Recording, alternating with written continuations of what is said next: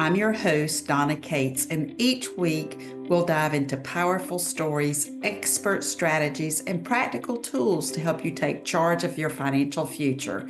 Whether you're planning for retirement, navigating a divorce, or simply looking to build your wealth with confidence, this is your space to grow, learn, and thrive.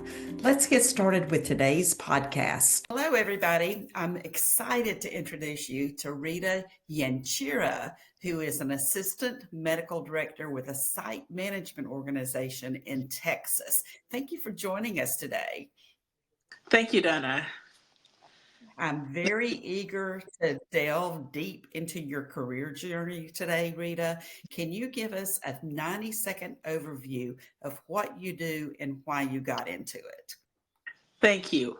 So I'm currently an assistant medical director at a research company. It's fast growing. I've been in clinical research for the last almost 10 years. And I enjoy doing research because we are trying to find new medicines, new devices that are better than what is already on the market and are more effective in treating diseases. And so I just enjoy knowing that we are doing something that will bring in new technology, new medications, new devices to help people overall, especially in terms of their health and well-being.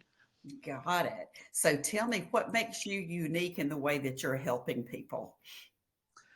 I think for me particularly, I feel like I'm unique in what I do because I bring a wealth of experience, both in the nursing background and also growing up, I was so into like starting up businesses.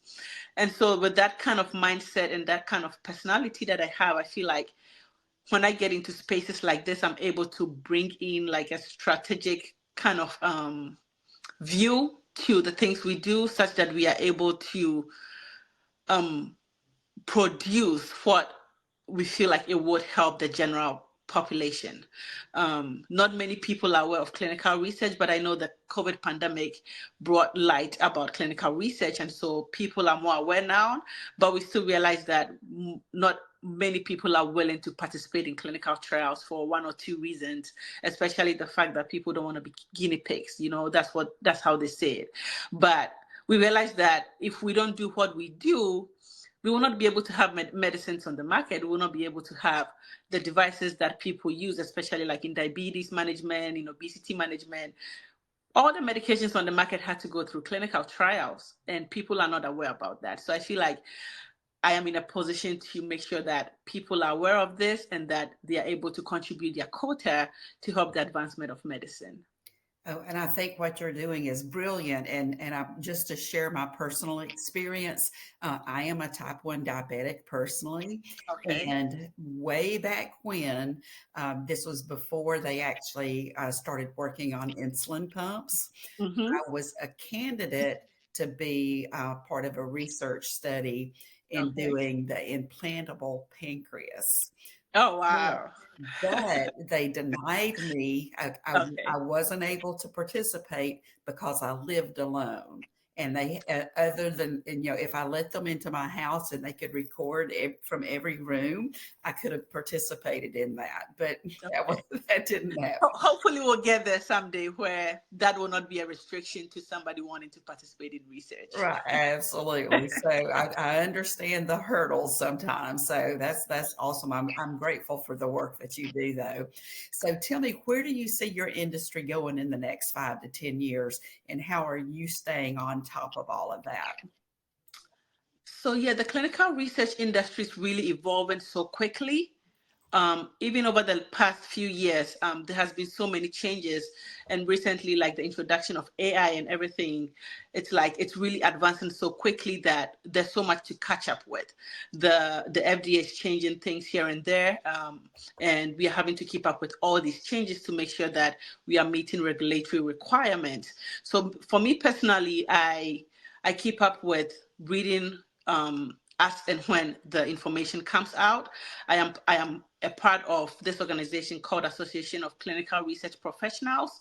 And that is a medium where I'm able to keep abreast with all the changes that are happening, because they do have like training sessions. They do have like times when you are able to connect with other professionals and discuss about the changes that are happening. We have conferences that happen throughout the year, and one that I'll be attending soon in Florida, where you meet not all, you meet most of the people within the clinical research industry, and we are able to deliberate on some of these their topics that we feel like are much needed to help us advance medicine and do what we are doing, you know. Okay.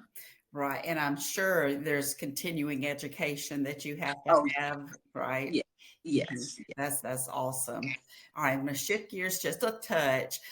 Tell me, what has been the biggest challenge that you faced thus far in your life, whether that's personally or professionally, and how has that shaped the way you do business?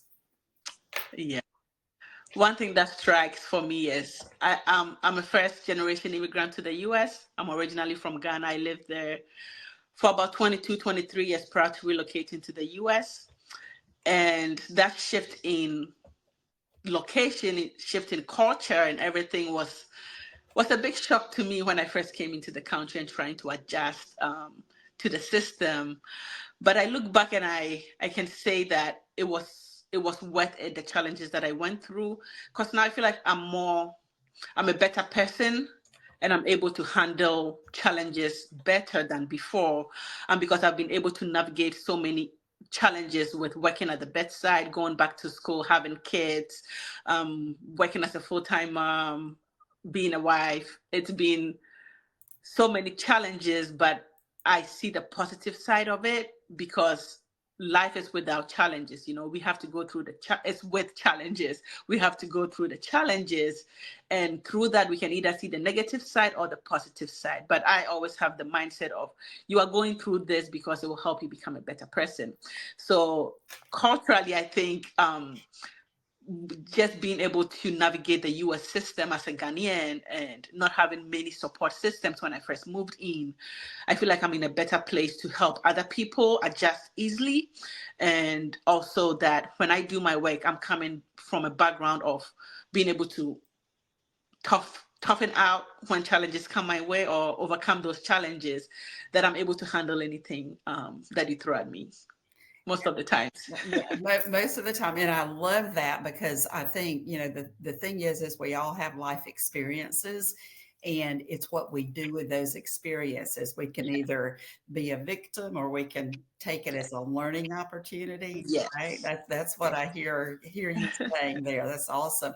Well, and I want to talk just a couple of minutes, if you don't mind. You had shared that you would be interested in sharing about being that first generation immigrant to the US and how you became financially successful through that. So can Yeah. you just elaborate a couple of minutes on that?